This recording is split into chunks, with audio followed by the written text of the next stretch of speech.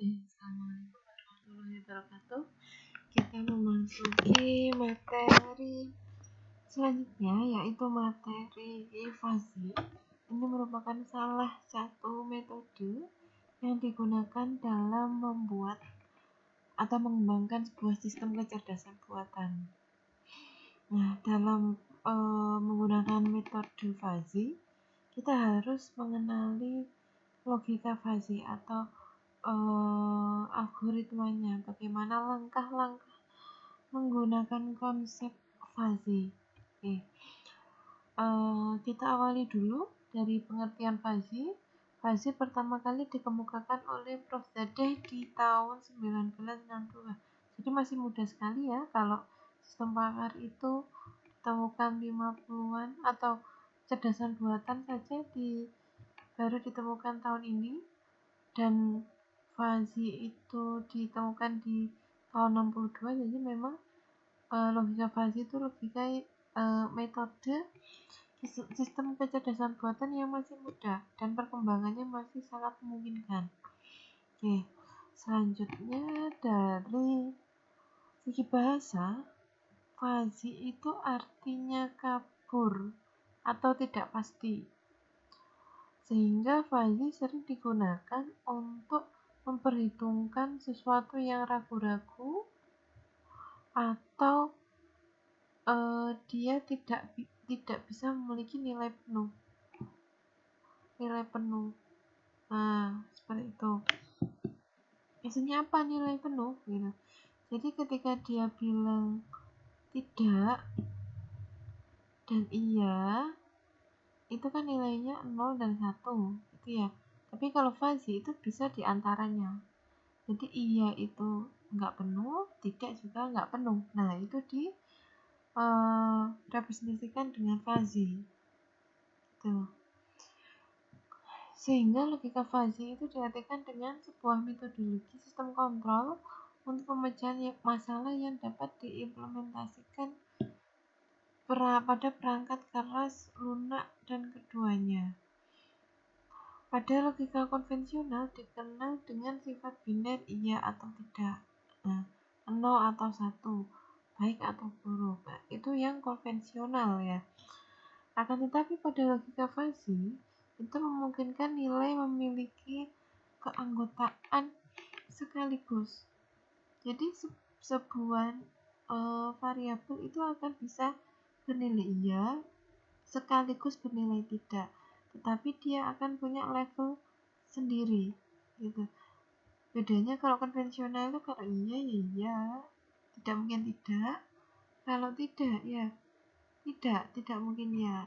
Tapi kalau logika fuzzy dia bisa punya banyak nilai, tapi dia akan punya level-level gitu. Mengapa logika fuzzy digunakan? Karena fuzzy punya beberapa kelebihan. Di antaranya bisa memproses penalaran secara bahasa. Jadi nanti menggunakan rule, jadi penalarannya menggunakan bahasa if then gitu ya. Persamaan matematiknya tidak begitu rumit, akan tetapi tetap ada perhitungan matematika, tapi yang digunakan hanya rata-rata nanti. Beda dengan kita kalau menggunakan JST, jaringan secara keilmuan, itu lebih rumit ya. Jadi logika fuzzy tidak begitu rumit, akan tetapi tetap ada persamaan matematikanya. Kemudian lebih mudah dipahami, memiliki toleransi terhadap data yang tidak tepat atau tidak penuh, tadi yang saya bilang ya, tidak penuh, mampu memodelkan fungsi linier dan non-linier. Apa bedanya linier dan non-linier? Linier artinya lurus ya. Jadi ketika ada fungsi lurus seperti ini fungsi matematika lurus, bisa juga seperti ini. Tapi kalau non-linier itu bisa seperti ini. Nah, atau bisa begini. Seperti ini. Nah, jadi fuzzy bisa menggunakan fungsi linier ataupun non-linier. Ini beberapa istilah yang ada Di fuzzy, yang pertama variabel fuzzy itu semacam variabel yang akan kita perhitungkan.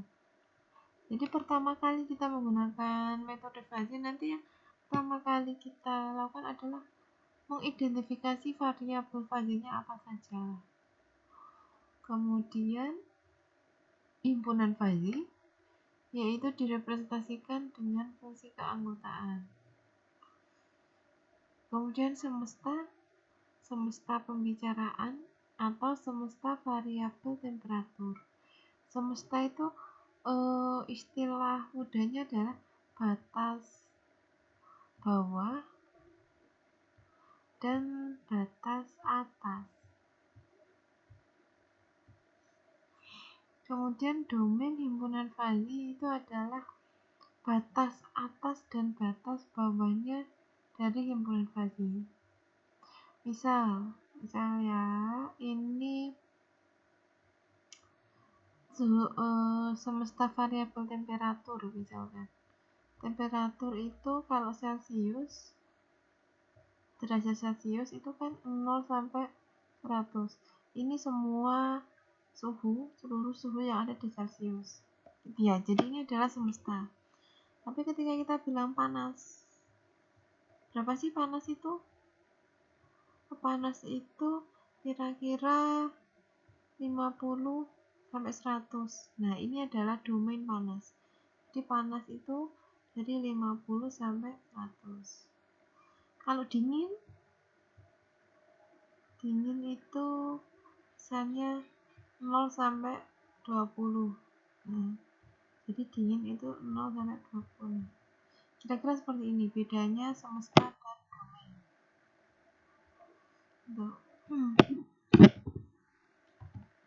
Selanjutnya fungsi keanggotaan. Fungsi keanggotaan itu digunakan untuk menentukan derajat keanggotaan atau level keanggotaan. Fungsi itu dalam matematika apa? Fungsi itu adalah sebuah, mudahnya kita bilang sebuah persamaan ya. Biasanya disimbolkan dengan fx gitu. Jadi fungsi ini fungsi dalam bahasa matematika, bukan fungsi sebuah manfaat dalam bahasa Indonesia, bukan ya. Jadi fungsi itu adalah sebuah persamaan dalam matematika. Gunanya fungsi ini adalah untuk menentukan derajat keanggotaan, atau saya sering bilang level ya.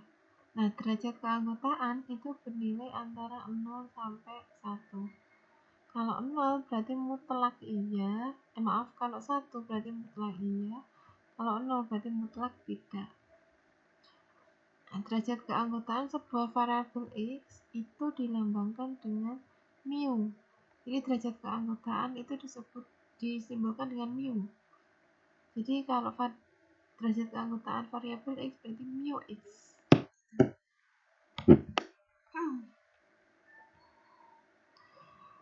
Untuk menentukan derajat keanggotaan, kita punya banyak pilihan fungsi keanggotaan: linier, segitiga, trapesium, bahu, sigmoid, lonceng.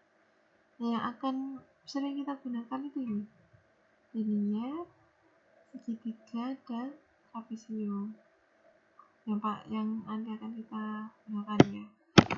Nah, ini contoh fungsi kurva linier. Linier itu lurus gini ya. Lurus itu bisa naik, bisa turun. Nah, kalau segitiga seperti ini ya. Naik langsung turun gitu. Atau trapesium seperti ini. Bahu. Nah, kira-kira itu fungsi keanggotaan.